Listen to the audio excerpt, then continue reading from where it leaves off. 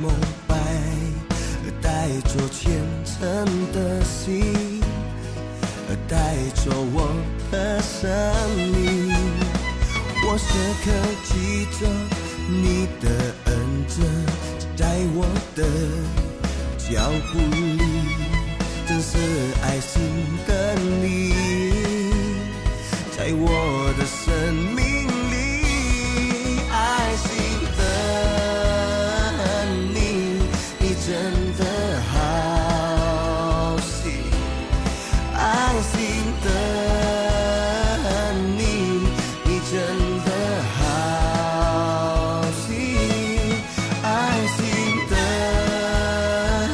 你，你真的好。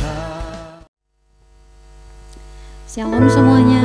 Dalam suasana yang masih suasana Imlek, kami ingin mengucapkan selamat tahun baru, Xin Niên Khoai Le, Chúc Ta Cha Ping Ping An An, Chu Yesus Aini. Mari kita beri pujian kepada Tuhan, karena Tuhan adalah kekuatan kita. Dia tempat perlindungan kita. Hanya keselamatannya lah yang kita butuhkan untuk jiwa kita. Mari kita sembah Dia.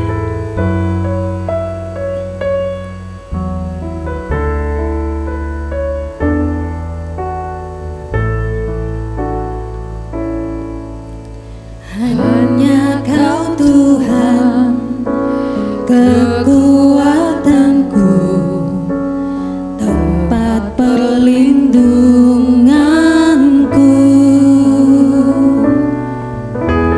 Hanya Kau Yesus, keselamatanku, pengharapan jiwaku.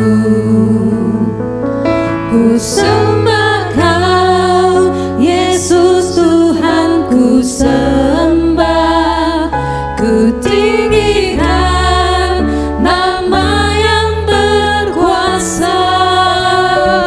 Sekalipun hati dan dagingku habis lenyap, tetap Kau Tuhan selamanya.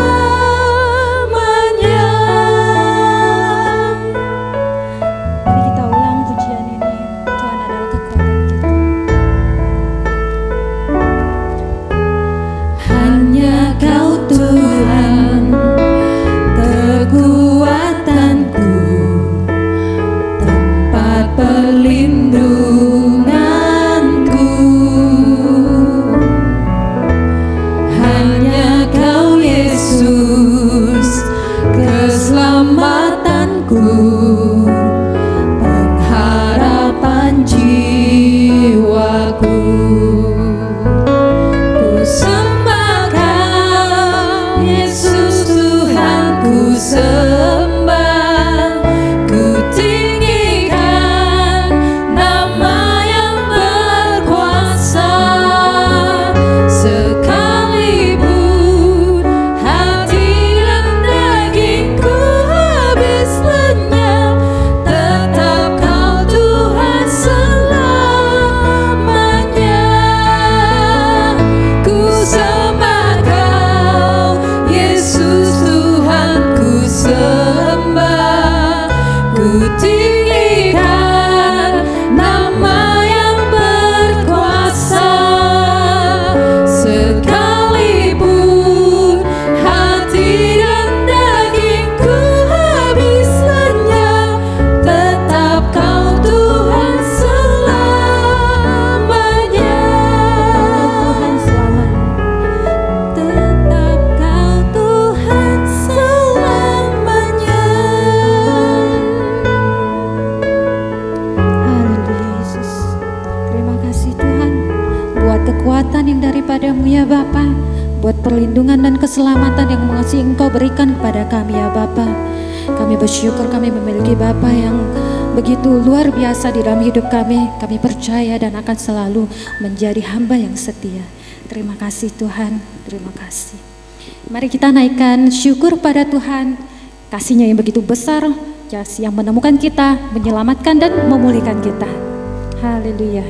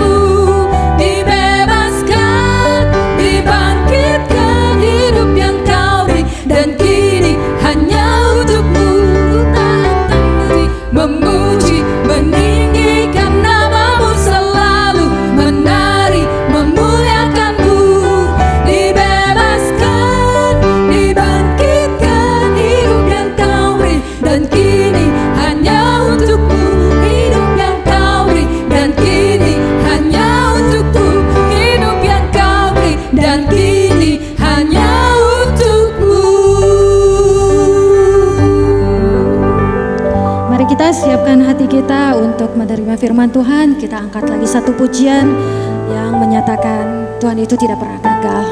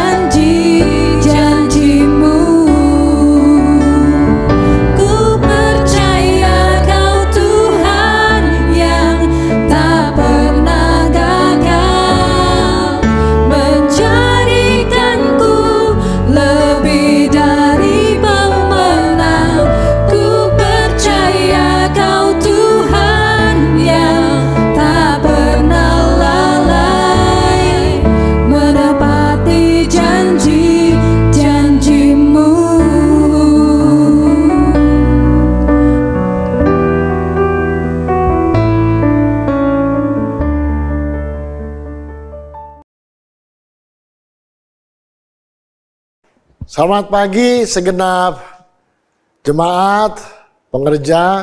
Terima kasih kepada Gembala Sidang yang sudah mengizinkan untuk saya melayani sekalipun lewat rekaman online ini. Saya percaya sukacita Tuhan, berkat Tuhan senantiasa ada.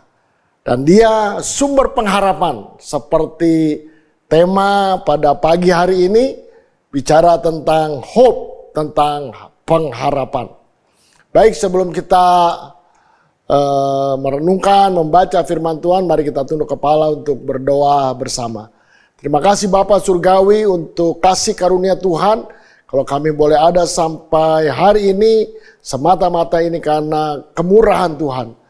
Bapa, kami tahu situasi yang masih tidak menentu, bahkan seringkali kami menjadi goyah oleh keadaan, tetapi sekali lagi kami mau nyatakan iman kami percaya bahwa Tuhan yang mengendalikan hidup kami, Tuhan yang memegang hidup kami, dan Tuhan yang ada itu adalah Tuhan yang memberi pengharapan untuk hidup kami, dan itulah Tuhan Yesus. Terima kasih urapan yang baru turun atas kami sekalian saat kami merenungkan kebenaran firman Tuhan. Di dalam nama Tuhan Yesus, kami berdoa dan mengucap syukur. Mari sama-sama katakan amin. Sekali lagi saya ucapkan terima kasih untuk kesempatan yang diberikan dari Gereja Sidang Jemaat Allah Puri dan Geraha Indah. Ya, dan bagus sekali ketika digabung menjadi Gereja Sidang Jemaat Pugar. Ya, oh luar biasa. Nah, seperti tadi saya sudah katakan ada tema yang datang kepada saya bicara tentang harapan. Ya, kita tahu semua orang perlu harapan. Terlebih di hari-hari seperti ini, ya khususnya ketika kita semua dunia bahkan masuk ke pandemi COVID, ya kemudian sudah berjalan sekian lama, korban berjatuhan dan sebagainya. Hari-hari ini sepertinya ada setitik harapan. Ya, karena apa? Karena vaksin sudah mulai diketemukan dan mulai bisa didistribusi. Ya, dan itu setidaknya membuat ada pengharapan, ada semangat ya untuk kita bisa berlangsungnya hidup. Tetapi sayang juga ya pengharapan yang terlalu sepertinya seperti apa, ya akhirnya banyak orang juga yang pikir, oh sebentar lagi ada vaksin, kemudian kita bebas-bebas untuk keluar, ya dan akhirnya menjadi korban juga. Tapi di atas segalanya, mari kita serahkan hidup kita kepada Tuhan, sebab Dia sumber pengharapan. Nah pagi ini saya ingin mengajak kepada jemaat sekalian untuk membuka di dalam kitab Yeremia. Ya, Yeremia pasal 29 ayat yang sudah sangat terkenal yaitu ayat 11. Yeremia pasal 29 ayat 11. Ya, saya bacakan demikian bunyi firman Tuhan. Sebab aku ini mengetahui rancangan-rancangan apa yang ada padaku mengenai kamu. Demikianlah firman Tuhan, yaitu rancangan damai sejahtera dan bukan rancangan kecelakaan untuk memberitakan kepadamu hari depan yang penuh harapan. Sangat beralasan untuk orang percaya hidup di dalam kemenangan, hidup di dalam sukacita. Kenapa? Karena hari depan yang akan kita jalani nanti itu adalah hari depan yang Tuhan janjikan penuh kemenangan. Ya, yang penuh harapan, dan itulah ya yang Tuhan berikan. Nah, sedikit tentang ayat ini, jemaat perlu mengetahui bahwa ayat ini ditulis oleh Nabi Yeremia. Nabi Yeremia menuliskan surat ini, mengirimnya ke Babel. Babel itu Irak sekarang. Di mana pada waktu itu ada banyak orang Israel yang ditawan di Babel. Nah, surat ini dikirim oleh Yeremia. Sudah barang tentu dia sebagai nabi yang menerima wahyu dari Tuhan ingin menyampaikan, dan isi surat ini ingin menguatkan. Dan kita tahu ada harapan yang dijanjikan oleh Tuhan. Mungkin di saat-saat itu mereka sedang galau, sedang putus asa. Ya seperti mungkin hari-hari ini, ya kapan berakhirnya COVID, bagaimana saya harus ini dan itu. Nah di saat ketidakmenentuan itu datang, maka firman Tuhan menguatkan. Dan waktu itu Tuhan juga berkata bahwa untuk memberikan kepadamu hari depan yang penuh harapan. Saya percaya tulisan ini bukan saja berlaku pada waktu lalu, tetapi pada waktu sekarang juga. Sebagai anak-anak Tuhan, tetap firman Tuhan itu dulu, sekarang, dan selama-lamanya. Amin. Nah, mari kita belajar bersama dari satu ayat ini yang menerangkan bahwa di dalam Tuhan ada harapan. Saya coba untuk membagi kepada 3 bagian. Dan 3 bagian itu saya katakan 3 kepastian. Sebagai orang percaya kita punya kepastian di dalam Dia. Nah, kepastian yang pertama dimulai dengan kata atau kalimat sebab aku. Saya ingin menggarisbawahi sebab aku. Aku di situ menyatakan Tuhan. Sebab aku ini mengetahui rancangan. Saudara dan saya hidup di dalam kasih karunia Tuhan. Tuhan yang menulis ayat ini berkata bahwa aku yang berotoritas, aku yang berkuasa, aku yang menentukan masa depan yang penuh harapan. Saudara dan saya tidak boleh bimbang, tidak boleh tidak percaya.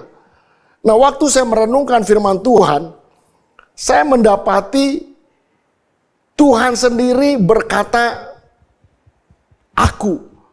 Ya, sebab memang Tuhan tidak punya embel-embel yang lain. Kalau saudara perhatikan di sini bilang sebab aku, Tuhan ingin menekankan aku yang berkuasa. Mari saya coba untuk lebih menyederhanakan. Karena di dalam kitab Keluaran pasal 3 ayat 13 dan 14, pada waktu itu Musa yang dipilih oleh Allah untuk menjadi hambanya, ya, untuk membawa bangsa Israel keluar dari tanah Mesir. Dia akan berhadapan dengan Firaun, dia yang akan diutus. Musa juga bimbang.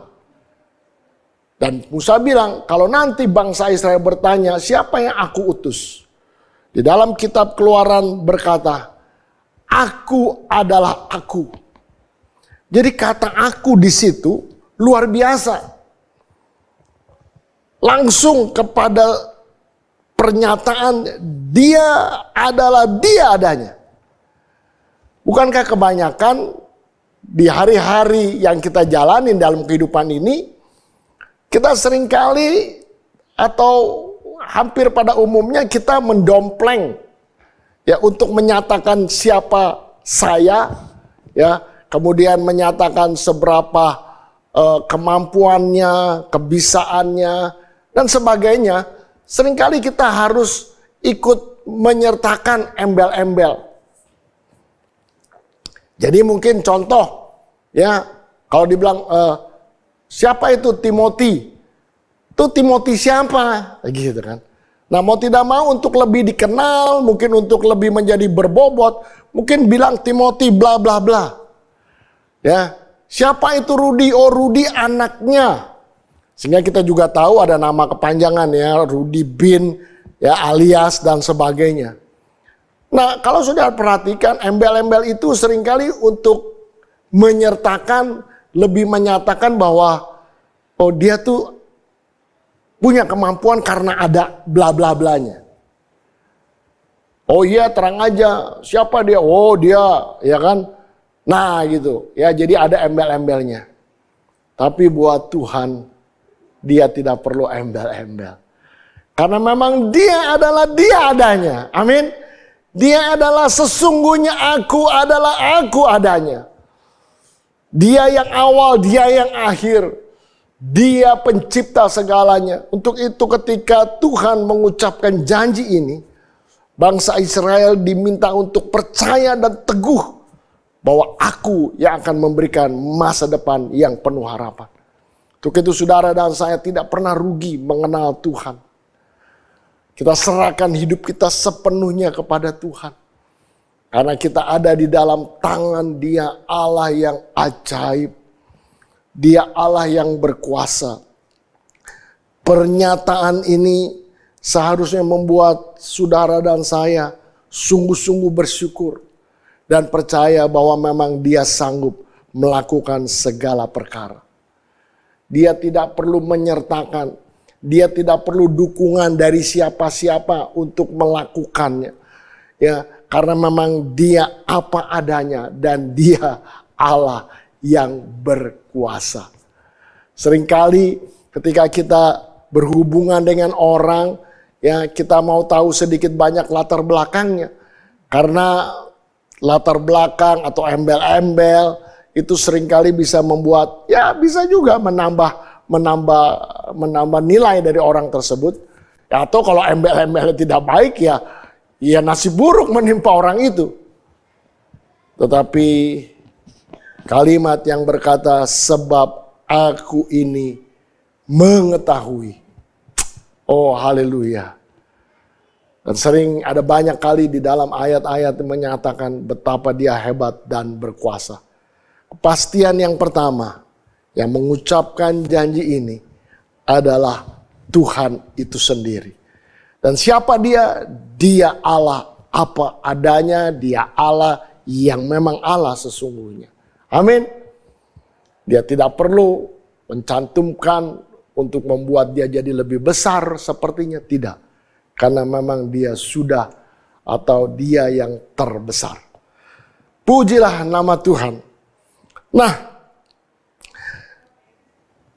kepastian yang kedua yang dimaksud dengan tulisan ini, Tuhan bilang seperti ini. Aku mengetahui rancangan-rancangan apa yang ada padaku mengenai kamu. Demikianlah firman Tuhan, yaitu rancangan damai sejahtera dan bukan rancangan kecelakaan. Kepastian yang saudara dan saya harus pegang baik-baik. Dia Allah yang tidak pernah merancangkan kecelakaan. Kalau surat itu ditujukan pada bangsa Israel, di mana saat itu bangsa Israel sedang ditawan di Babel, mengalami penderitaan, menjadi tawanan, itu bukan karena Allah ingin melihat umatnya, atau Tuhan ingin melihat saudara dan saya masuk ke dalam kesengsaraan. No, Allah tidak pernah merancangkan yang tidak baik, katakan amin. Allah selalu merancangkan yang terbaik. Bahkan terbaik yang dia serahkan, yang dia bikin buat saudara dan saya surga, dia bayar dengan nyawanya. Tetapi kalau mengalami sesuatu yang tidak baik, itu oleh karena sebuah pilihan. Ada banyak orang yang tahu bahwa Tuhan itu besar, baik, luar biasa. Tetapi oleh ketidakpastiannya, dia imannya, dan kemudian keraguan-raguannya, dia pilih untuk tinggalkan Tuhan. Dia pilih untuk jalannya sendiri. Dan firman Tuhan katakan ada banyak orang yang menyangka jalan itu lurus tapi ujungnya maut. Itulah langkah yang kita lakukan di luar Tuhan. Mungkin awalnya kelihatannya baik, tetapi sesungguhnya maut. Allah tidak pernah rancangkan yang tidak baik. Ya, tidak pernah. Arti rancangan itu memberitahu bahwa ada sesuatu yang sudah direncanakan. Ya, waktu Allah bilang, ya, aku mengetahui rancangan, berarti Allah sudah merencanakan yang terbaik. Kalau saudara membaca di dalam firman Tuhan, saudara akan terkagum-kagum betapa memang Allah itu Allah yang detail, Allah yang bukan asal-asalan, Allah yang melakukan sempurna adanya. Waktu dia ciptakan bumi ini, dia tidak menciptakan tumbuhan dulu, kemudian dia rasa kurang matahari, no, tetapi beraturan. Dia sangat detail, sekalipun dia maha kuasa. Nah, itu dalam bentuk rancangan namanya. Saudara, dia sudah rancangkan ya yang terbaik. Dia tahu keadaan saudara dan saya, dia tahu kemampuan, dia tahu segala hal. Seperti dia merancangkan segala sesuatu, karena memang dia Allah yang detail. Dan ingat, rancangan itu adalah rancangan yang mendatangkan damai sejahtera. Nah, hari ini tidak kebetulan tanggal 14 Februari. 2 hari lalu baru saja kita merayakan Sintia. Ya, saya ingin mengucapkan Kungsi Facoy. Ya, dan kita ikut bersukacita dengan yang bersukacita. Kita merayakan dengan sukacita ya kepada orang-orang yang merayakan sukacita. Nah, sedikit menyinggung tentang rancangan, dan saya harap tidak ada lagi ya Bapak Ibu yang ragu-ragu pada rancangan Allah dan mulai melirik-lirik ya, kayaknya tahun ini tahun kerbau ya, kemudian mulai melihat kira-kira apa yang dijanjikan dengan show kerbaunya, tahun kerbaunya dan sebagainya. No, ya itu rancangan yang semu, ya rancangan yang tidak pasti, tetapi di dalam Allah rancangannya adalah rancangan yang sempurna. Saudara, ada banyak firman Tuhan yang mengatakan bahwa Tuhan sendiri tidak anti dengan tradisi. Ya, tradisi itu adalah peristiwa yang diulang-ulang dari zaman dulu. Ya, kalau memang itu baik, ya, dan itu mendatangkan ya kebaikan, kenapa tidak gitu. Nah, bicara tentang tradisi yang tidak boleh kita lakukan, ya, adalah tradisi di mana saudara coba melakukan karena dasarnya takut, ya, takut gitu. Nah, ada banyak mitos-mitos, tradisi-tradisi yang turun-temurun yang terus dilakukan tanpa tahu kebenarannya, bahkan kita tahu itu tidak benar, masih banyak yang melakukan. Contoh, ya, ada yang bilang, wah jangan beli rumah kalau nomornya 13. Ya, kalau saudara pergi ke mall kemana, ya saudara tidak akan ketemu tuh, ya, lift angkanya berapa? 4, ya, dari 3 langsung 5. Ya, jadi tambah tinggi. Kenapa? Karena ada yang bilang bahwa itu angka-angka yang sial. Nah, itu tradisi, itu yang nggak tahu bagaimana datangnya cerita itu dari turun-temurun. Ya mungkin saja di zaman dulu orang-orang yang berkuasa dia mengalami sesuatu yang tidak enak ya di kejadiannya ya, dan melibatkan mungkin angka itu, dan dia marah dan dia tetapkan angka itu tidak boleh dipakai. Turun-temurun akhirnya menjadi tradisi. Tetapi sebenarnya tidak ada sangkut pautnya dengan hidup kita. Amin. Saudara mau kalau dikasih untung 4 miliar ya? Masa ada yang bilang, jangan dong 4 miliar itu sial, kurangin deh jadi 3,7 miliar. Ya tidak. Ya. Atau dikasih bangunan 13 lantai, nggak boleh ya diroba-roba pakai 3 ke 5. Harus ada lantai 4-nya. Mau nggak saudara? Oh nggak mau ah. Ya kan, nanti sial. No lah. Kita terima dengan sukacita. Karena kita tahu di dalamnya ada berkat Allah yang memberkati saudara dan saya. Nah, kembali bicara kepada rancangan. Ayo tinggalkan segala hal yang membuat kita takut, membuat kita tidak bisa maju ya, karena Tuhan tidak pernah memberikan roh yang mendatangkan ketakutan. Ya, jadi kita merayakan Sintia boleh ya, baik ya, karena firman Tuhan Roma bilang bersukacitalah dengan mereka yang bersukacita, kita ikut bersukacita ya.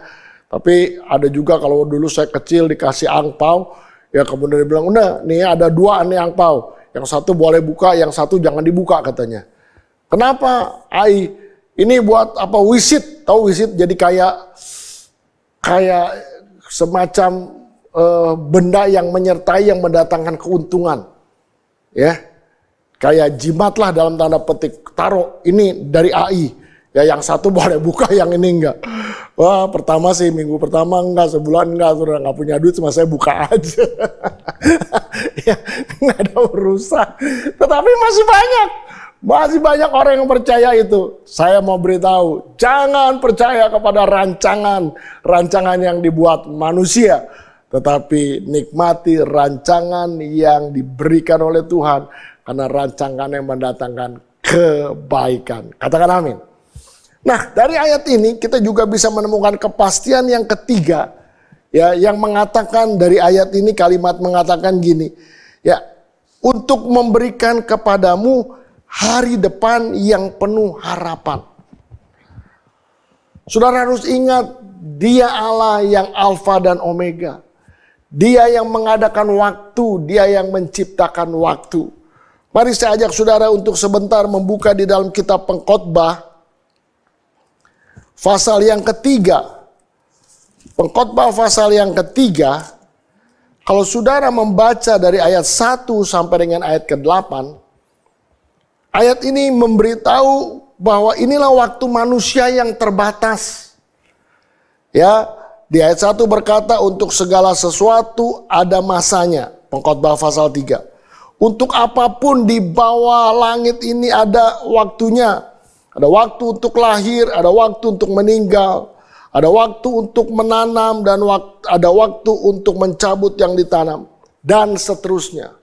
Ada waktu untung, ada waktu rugi. Ya, tetapi intinya ayat ini ingin memberitahu bahwa inilah keadaan manusia yang sangat terbatas. Semua ada masanya, semua ada waktunya. Tetapi pujilah nama Tuhan. Kalau membaca ayat 11, Tuhan berkata seperti ini, ia di sini Tuhan, membuat segala sesuatu indah pada waktunya. Waktunya siapa? Waktunya Tuhan, kairosnya Tuhan. Bahkan Ia memberikan kekekalan dalam hati mereka, tetapi manusia tidak dapat menyelami pekerjaan yang dilakukan Allah dari awal sampai akhir.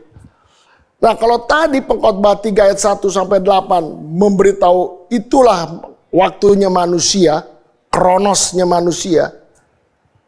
Tetapi ayat 11 memberitahu ada waktunya Allah.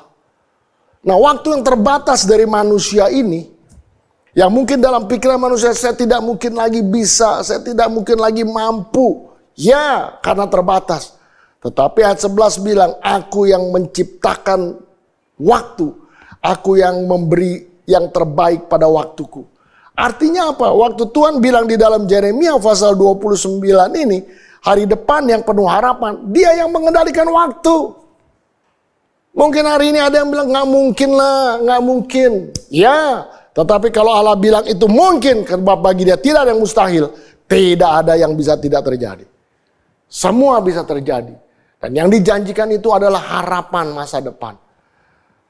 Jemaat yang dikasihi Tuhan, Bapak Ibu, mungkin sekian bulan, hampir 1 tahun, sebentar lagi ya COVID melanda dunia. Yang dimulai dari negara lain, yang memporak-porandakan ya kan sendi-sendi kehidupan. Ya sampai banyak yang mengalami bangkrut, bahkan mengalami banyak hal yang tidak pernah terpikirkan. Ya karena memang belum pernah terjadi kita alamin, kita pernah dengar dulu ya ada virus-virus yang menakutkan, penyakit. Tetapi hari ini kita langsung menyaksikan dan mengalami. Kemudian bagi orang-orang yang mungkin hari ini sudah sepertinya terpuruk habis, angkat kepalamu kalau kau dengar firman Tuhan ini. Ada Dia Allah yang aku adanya, sanggup memberikan masa depan penuh harapan. Kenapa? Karena Dia yang pegang kendali, karena Dia yang menciptakan waktu, bersandar terus kepada Dia. Jangan mau dibohongi, jangan mau ditipu oleh gambaran, rancangan, atau apa saja yang datang dari manusia. Janji manusia terbatas, dunia ini fana. Tetapi janji Allah itu ya dan amin. Untuk itu mari ya kita akan mengangkat kepala. Kita bersuka cita karena kita punya Allah yang memberikan pengharapan. Dia mampu untuk menghidupkan yang mati sekalipun. Oh, itulah Tuhan. Di dalam nama Tuhan Yesus yang kita sembah. Saya bersyukur sekali bahwa kita punya Dia yang menjadi sumber pengharapan. Nah, 3 kepastian ini dari Yeremia 29 ayat 11 pegang baik-baik. Pastian yang pertama, kita tahu sebab aku, Dia Allah segalanya. Dia tidak perlu embel-embel untuk menceritakan kebesarannya. Dia tidak perlu pakai embel-embel lain untuk membuktikan siapa Dia. Dia pedas Dia. Aku adalah aku yang berkuasa. Mari hibur diri dengan sebuah pengertian bahwa memang rancangan Allah tidak pernah ada rancangan yang mencelakakan. Kalau ada itu karena keputusan kita yang kita ambil. Kita keluar, kita coba ini, coba itu. Ya, bukan karena kutukan, sebab Dia sudah menanggung segala kutuk, Galatia katakan. Kita mau bersandar sepenuhnya kepada rancangan Tuhan. Dan kepastian yang ketiga, Dia mampu melakukannya di dalam segala kurun waktu, sebab Dia yang menciptakan waktu. Bahkan Dia berjanji, Ia akan membuat segala sesuatu indah pada waktunya. Pada waktu siapa? Pada waktu Dia. Pada waktu Allah yang melihat seperti apa. Dan cerita tentang bangsa Israel. Waktunya Tuhan untuk bangsa Israel 70 tahun. Israel akan masuk ke dalam tawanan tetapi 70 tahun. Setelah itu baru waktunya Tuhan. Jelas buat yang menanti, waduh lama. Bahkan banyak yang putus asa. Tetapi Allah yang berjanji itu adalah Allah ya dan amin. Kiranya Tuhan memberkati kita. Terus semangat, terus bersuka cita, hidup di dalam pengharapan, karena memang Allah sanggup untuk melakukan di dalam hidup anak-anaknya. Mari kita tunduk kepala, Tuhan memberkati. Terima kasih untuk kebenaran firman Tuhan pagi hari ini. Kami percaya karena memang Engkau Allah sesungguhnya. Engkau tidak pernah merancangkan yang tidak baik. Dan Engkau sendiri yang memelihara waktu dan melakukan yang terbaik di atas waktu Tuhan. Tolong kami Tuhan, untuk kami terus mengangkat kepala dan berharap, berseru. Dan percaya kepada janji Tuhan, ya dan amin. Kami tidak mau ditipu dengan rancangan-rancangan atau nujum apapun juga. Kami tidak ada sangkut pautnya dengan segala yang diucapkan sebagai tanda-tanda yang tidak menentu itu. Tetapi kami mau terus bersandar kepada Tuhan. Terima kasih memberkati gereja Sinan Jemaat Puri dan Geraha Raya. Di saat-saat seperti ini biar gereja terus semakin semangat. Gereja terus bisa menjadi berkat, berdampak untuk banyak hal. Dan nama Tuhan dipermuliakan. Dalam nama Tuhan Yesus kami sudah berdoa. Mari semua diberkati sama-sama kita katakan amin. Shalom. Apa kabar semua jemaat-jemaat Tuhan? Saya selalu punya harapan. Tuhan selalu ada menyertai kita. Salam saya buat kita semua. Maranatha, datanglah ya Tuhan. Puji Tuhan, Tuhan sudah menolong kita sampai hari ini.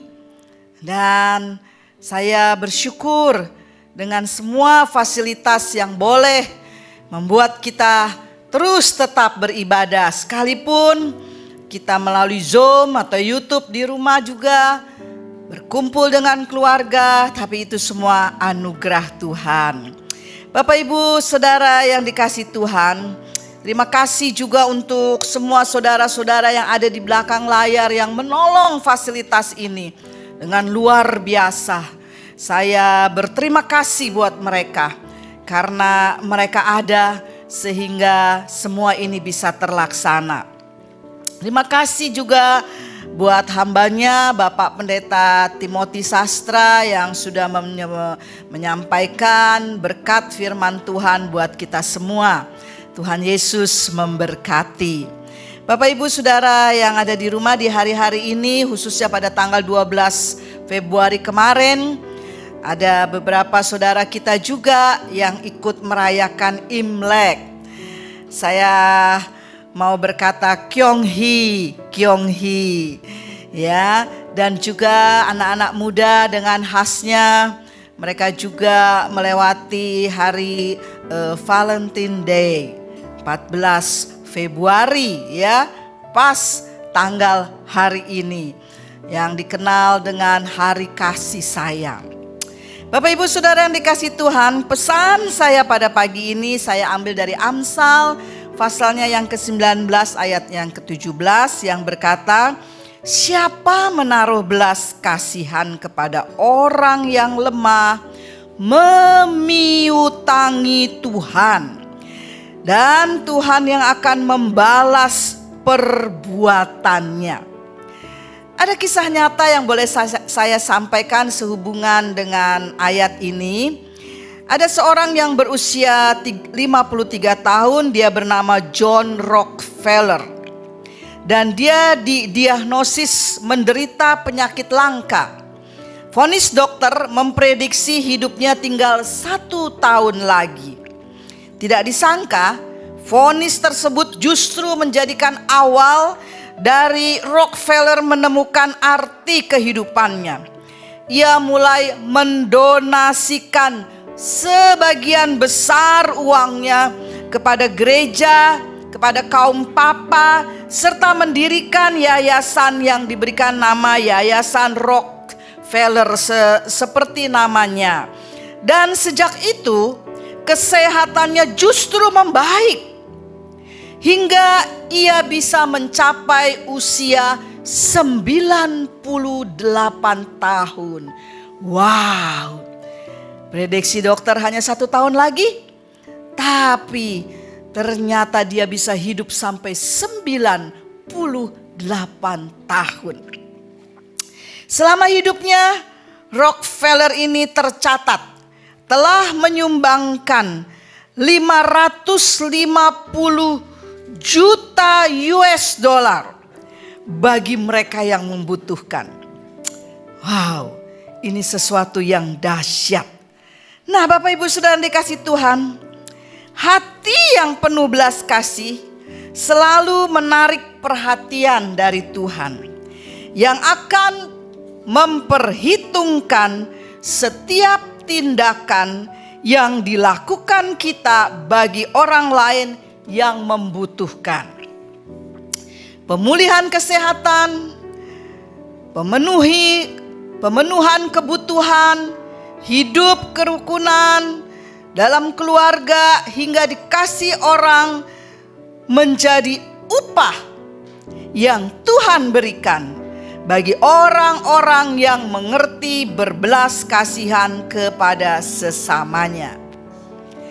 Nah, inilah salah satu penghambat atau penyimpangan untuk menuju pengharapan bila kita tidak melakukannya.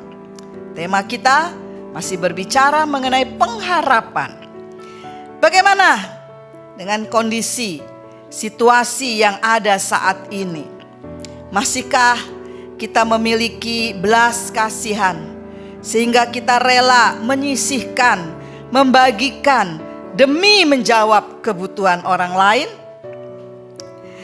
Belas kasihan bisa berupa materi, tapi juga bisa berupa moral.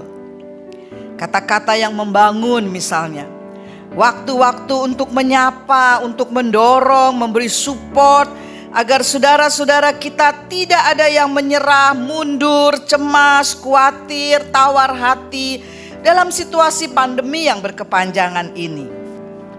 Mari kita mau bangkit dan melakukan semua ini yang akan memiutangi Tuhan, dan Tuhan yang akan membalas semua perbuatan kita ini.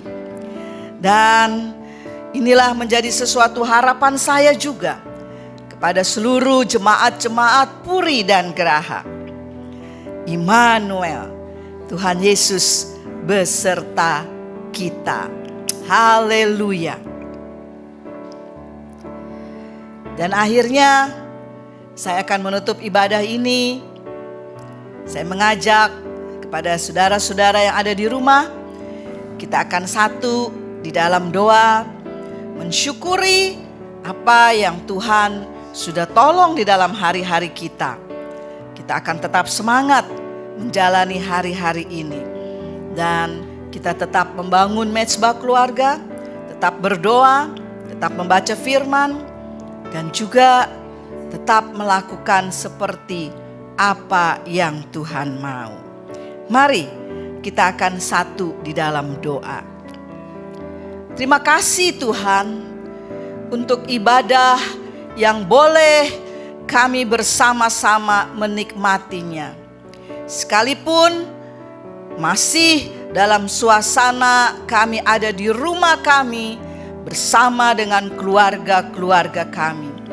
Ini adalah anugerah Tuhan yang besar yang boleh kami nikmati. Terima kasih buat semua penata layan yang sudah melayani dengan luar biasa. Hamba-Mu yang sudah menyampaikan kebenaran firman, Tuhan memberkatinya.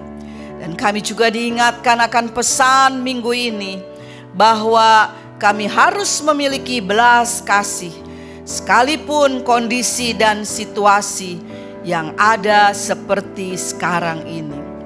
Doa hamba-Mu ya Tuhan, 1 minggu ke depan yang akan dilalui, marilah Engkau menyertai setiap keluarga-keluarga ya Tuhan. Engkau menyertai, membuka jalan setiap kebutuhan-kebutuhan hidup mereka. Engkau juga melindungi, memberikan kesehatan kepada mereka semua. Dan Engkau juga menyertai, memberkati anak-anak kami semua yang masih juga ada mengikuti pelajaran di rumah mereka masing-masing.